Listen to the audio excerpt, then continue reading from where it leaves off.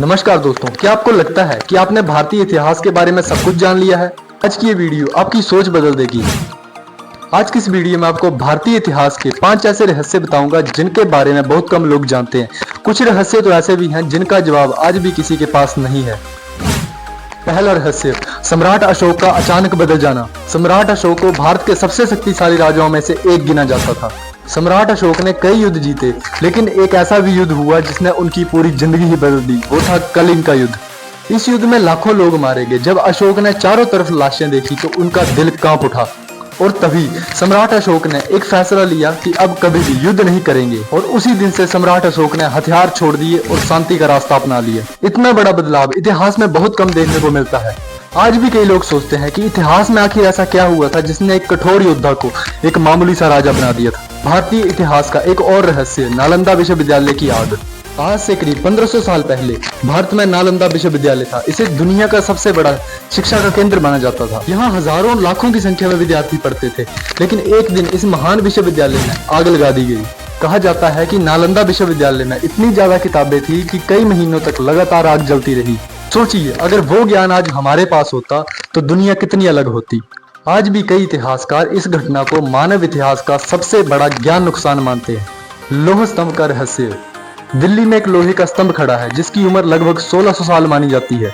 सबसे बड़ी बात, इतने साल बीत जाने के बाद भी इस स्तंभ पर आज तक कभी जंग नहीं लगी।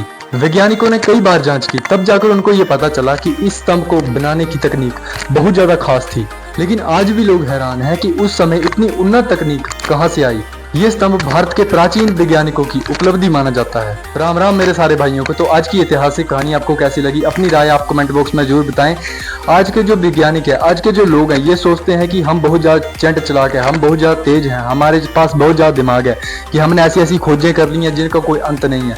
लेकिन मेरी बात सुन ले सारे के सारे, जहां से आपकी खोजें शुरू होती हैं वहां से इतिहास का उठना शुरू होता है।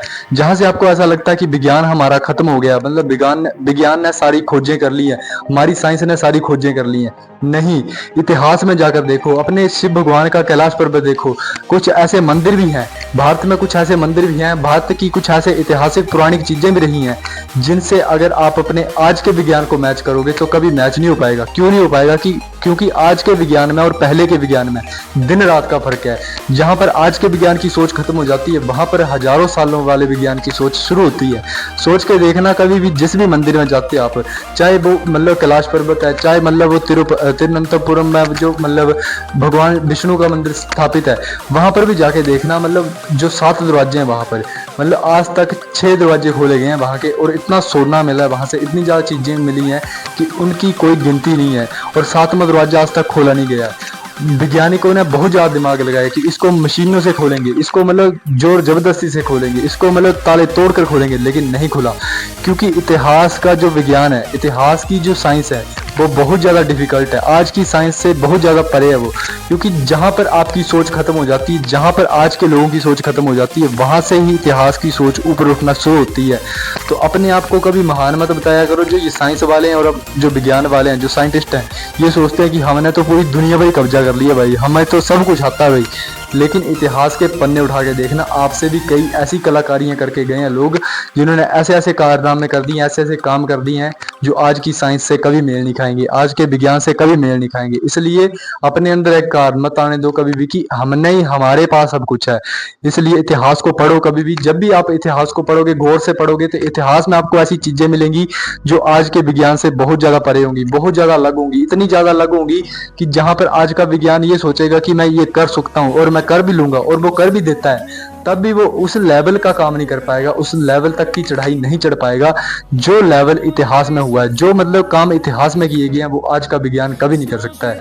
इसलिए मैं आपको ये कहना चाहता हूँ, अपनी जो सोच है, अपनी जो विकसित, मतलब आपका दिमाग में जो कचरा भरा हुआ है, जो साइंस वाले हैं उनके दिमाग में जो कचरा भरा हुआ है विज्ञान वालों की, हमने सब कुछ, पूरी दुनिया पर हमने कब्जा कर लिया है, हमने साइंस सीख ली, मतलब हमें सब कुछ आ गया, दुनिया पर हमने राज कर लिया, दुनिया के सारे रहस्य, सारी मिस्ट्री हमने जान ली। लेकिन नहीं, दुनिया की बड़ी बड़ी मिस्ट्रियां अभी छिपी हुई हैं। अभी तक साइंस वालों ने सिर्फ 1% हिस्सा निकाला है, बाकी 99% हिस्सा जो है पूरा का पूरा वैसे ही पड़ा हुआ है, और मर भी जाएंगे लोग लेकिन उन रहस्यों को कभी सुलझा नहीं पाएंगे।